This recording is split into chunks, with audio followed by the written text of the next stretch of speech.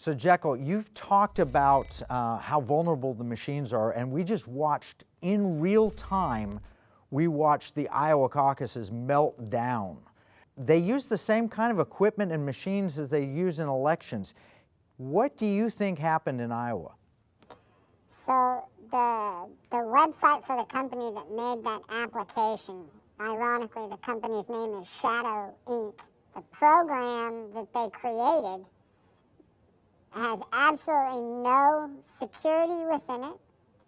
We have already... The program, what you mean is what the caucus goers were entering information on who they were voting for, that program has no security on it? None whatsoever. We've already unpacked it. We've already looked at the source code.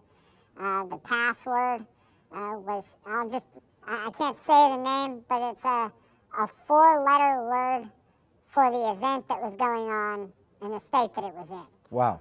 So that's what the username and the password was. So there was no technical know-how that was really being used. There was the one programmer out of the 10 members of staff was a senior programmer for Google, ironically, which also owns Seidel, which controls all of the election count anyway.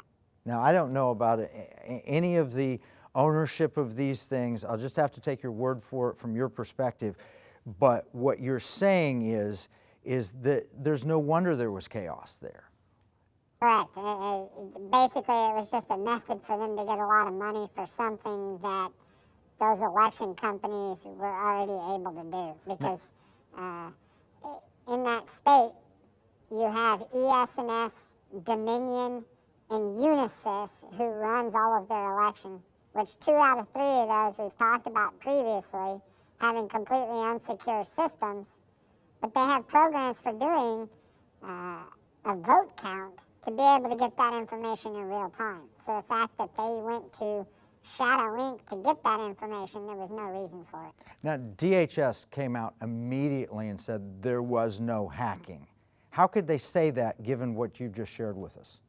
I don't know, because whenever DHS made a statement about, they asked Shadow Inc. to do a threat assessment, DHS admitted that Shadow Inc. refused to let them even see the software.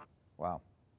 Okay, well, we have another anomaly, another big problem in the flawed election is a black eye for the Democrats, exactly how it went down. They weren't able to get reported results out in a timely fashion. This seems like it's setting up for something in 2020. It seems like, people, well, if you can't get the Iowa caucuses straight, how can you run anything? The idea is that this is how vulnerable our elections are, and Iowa sets the pace. They're the first. So the Democratic candidate depends on good showing in Iowa. So we now have Jekyll having looked at this and telling us that we have serious problems in the 2020 election, and Iowa is just the tip of the iceberg. This is Kevin Freeman from the Economic War Room.